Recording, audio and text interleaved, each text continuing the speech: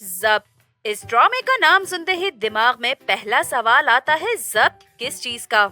Audience के सब्र का या उनके कैरेक्टर्स के खुराफाती दिमाग का? अगर आपको लगता है आपकी लाइफ में सब कुछ उल्टा चल रहा है, तो जियो एंटरटेनमेंट का ये नया मास्टर क्लास उठाकर देख लो। इस घर का माहौल देखकर लगेगा असली हंगामा तो यहाँ चल रहा है। यहाँ इतना कलेश है कि हर सीन एक नया धमाका लेकर आता है। ये ड्रामा नहीं, ये सास बहू की कोल्ड वॉर, आशिकों की सस्ती प्लानिंग और एक बेचारे सिंगल लड़की की किस्मत का ऐसा खिचड़ा है जिसे देखकर खुदा गवाह है तंदूरी रोटी भी शर्म से पानी पानी हो जाए। एक तरफ चल रहा है चच्चा ताया की बीवियों की कैट फाइट और दूसरी तरफ चल रही है निकाह तो हो गया पर रुखसती नहीं हुई वाला सस्ता सस्पेंस। तो चलिए शुरू करते हैं इस फैमिली के कलेश प्रो मैक्स का ऐसा रोस्ट जो आपको हंसने पर मजबूर कर देगा। तो भाइयों और उनकी बहनों, वेलकम बैक टू चर्चा गली गली। आज हम घुसने वाले हैं जब्त के उस घर में जहां हर मुस्कुराहट के पीछे कोई राज छुपा है, हर रिश्ता शक के घेरे में है और हर एपिसोड के बाद सिर्फ एक सवाल याद रहता है, आखिर असली गेम खेल कौन रहा है? चलिए देखते हैं इस बार किसने किसको इमोशनल डैमेज दिया और किसकी एक्टिंग ने लॉजिक का जनाजा निकाल दिया। जब्त ड्रामा सीरियल साइमा अकरम चौधरी ने लिखा और डायरेक्ट किया है तहसीन खान ने, लेकिन लगता है इस घर की दो मुखिया खवातीन हैं, आरफा बेगम और शमसा बेगम। इनका आपस में वही रिश्ता है जो एक आम इंसान का सुबह के अलार्म से होता है, देखते ही खून खौल जाता है। इनके बीच चल रही है ऐसी दुश्मनी जो शायद इंडिया पाकिस्तान के मैच से भी ज्यादा इंटेंस है।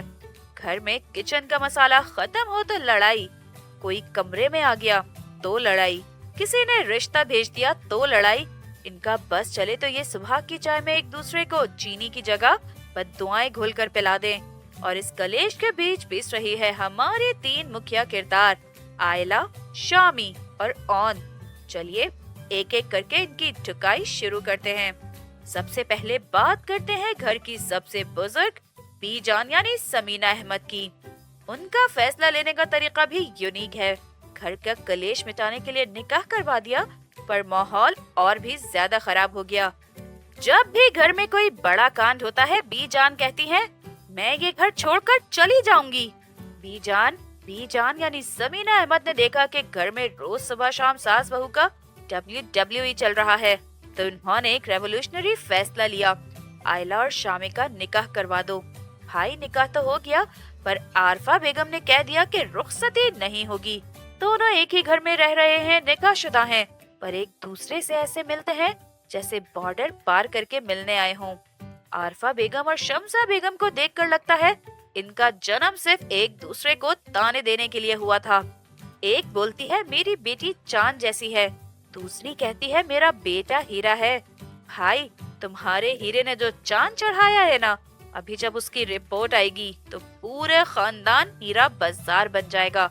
साकिब अहमद और फारूक साहब, ये दोनों भाई इस घर के सबसे बेचारे लोग हैं। इनका काम सिर्फ इतना है कि जब इनकी बीवियां आपस में मुर्गियों की तरह लड़ पड़े तो ये आकर बोले अरे बस कर दो, खुदा के लिए बस कर दो। इनकी सुनता कोई नहीं पर डायरेक्टर इनको हर सीन में खड़ा जरूर कर देता है ताकि लगे कि घर में मर्द भी रहते हैं। और फिर बात करते हैं हमारे hero, oh sorry, zero Ehtesham उर्फ शामी यानी दानियाल खान की। भाई इस लड़के को देखकर डरपोक वर्ड को भी कॉम्प्लेक्स आ जाता है। शामी का लेवल चेक करो, लड़की से छुप छुप कर प्यार करेगा, उसको अंगूठियां पहनाएगा, बड़े बड़े वादे करेगा, मैं तुम्हारा हाथ जिंदगी भर नहीं छोड़ूंगा। लेकिन जैसे ही अम्मी सामने आती हैं, शामी का सिस्टम हैंग हो जाता है। शामी वैसे तो बड़ा आशिक बना फिरता है, आयला के साथ छुप छुप कर बातें करना है, यूनिवर्सिटी के चक्कर काटने हैं, लेकिन जब स्टैंड लेने की बारी आती है तो ये लड़का एरर 404 बैकबोन नॉट फाउंड बन जाता है। जब आयला इसको बताती है कि भाई मैं प्रेग्नेंट हूँ, हमारा निकाह हो चुका है, अब रुखसती करवाओ जल्दी, तो शामी का रिस्पांस क्या होता है? स्टैंड लेना, अम्मी से बात करना। नहीं, ये कहता है अबॉर्शन करवा लो। वाह भाई वाह, तालियां होनी चाहिए इसके लिए। मुझे तो इसकी बात पर एक मीम याद आ गई, बेटा तुमसे ना हो पाएगा। बेचारी आयला डॉक्टर के पास जा रही है, डर रही है, रो रही है, और शामी क्या कर रहा है? मुझे अब्बू के दोस्त को एयरपोर्ट से लेने जाना है। वाह जी वाह, प्रायोरिटी चेक कीजिए। बीवी इमरजेंसी में है, पर इसको एयरपोर्ट का ड्राइवर बनना है। चामी बेटा, तुम हीरो नहीं, तुम प्योर रेड फ्लैग हो, वो भी डिजिटल साइज वाले। अब बात करते हैं हमारे हीरोइन आयला यानी जोहा तौकीर की। आयला का पूरा किरदार एक ही चीज पर चल रहा है, मुझे रोना है और रोते ही रहना है। लव इज ब्लाइंड बट आयला इज लीगली ब्लाइंड। इसको पूरे जहान में शामी जैसा दरवेश ही मिला। प्यार करने के लिए अपनी अम्मी के एक घूरी से डरकर कोने में बैठ जाता है। आयला को लगता है उसकी लाइफ का सबसे बड़ा दुश्मन ऑन है, जो बेचारा इसको हर मुसीबत से निकालता है। जब डाकू लूटते आते हैं और फोन छीन कर ले जाते हैं तो ऑन बेचारा इसको हॉस्पिटल ले जाता है, इसकी फिक्र करता है और बदले में आयला इसको क्या देती है? एटीट्यूड भाई। इतना एटीट्यूड अगर शामी को दिखाया होता तो आज ये दिन देखना ना पड़ता। और फिर डॉक्टर सलमा जो ताई अम्मी की दोस्त हैं, उनके पास ही चली गई चेकअप के लिए। मतलब पूरे शहर में एक वही डॉक्टर बची थी। ये तो वही बात हुई कि चोरी भी करनी है और थाने के अंदर ही आकर छुपना है। अब बात करते हैं उस किरदार पर जिसके लिए मेरे दिल में थोड़ा दुख है पर हंसी ज्यादा है। ऑन यानी सचल अफजल। भाई ऑन इस ड्रामे का वो लड़का है जो बिना वजह हर कलेश में आकर टपक जाता है। इसकी किस्मत का मीटर हमेशा माइनस में चलता है। ऑन को आयला से साइलेंट वाला प्यार है, इतना साइलेंट कि आयला को तो छोड़ो, इसको खुद के दिमाग को भी कभी नहीं पता चला। बेचारा किसी का चोरी का बैग पकड़ने के चक्कर में खुद पुलिस के हाथों धर लिया जाता है। इसके मामू आते हैं तो इसको शाबाशी देने की बजाय ऐसे देखते हैं जैसे यही इंटरनेशनल माफिया का हेड है। आयला इसके कमरे में असाइनमेंट डिस्कस करने आती है। हाय हाय, 2026 में भी असाइनमेंट के लिए कमरे में जाना कलेश का बेस है। और आरफा बेगम और उसका शौहर ऐसे एंट्री मारते हैं जैसे उन्होंने कोई न्यूक्लियर डील को फेल होते देख लिया हो। पूरे घर में ढिंडोरा पिट जाता है कि ऑन के कमरे में लड़की थी, रिमला यानी सारा एजाज खान। इस घर की वो प्रोफेशनल कलेशी पुप्पो इन मेकिंग है जिसका बस एक ही काम है, इधर की बातें उधर करना और हर शांति वाले माहौल में पेट्रोल छिड़क देना। ऑन और आयला बेचारे तो बस असाइनमेंट डिस्कस कर रहे थे, पर इसने ऐसा सीन क्रिएट किया जैसे दोनों कोई खुफिया मिशन चला रहे होंगे। रिमला बेटा, इतनी एक्टिंग अगर कहीं ढंग की जगह पर दिखा देती तो आज तुम्हारा ये हाल ना होता। अब आते हैं इस ड्रामे के टर्निंग पॉइंट पर।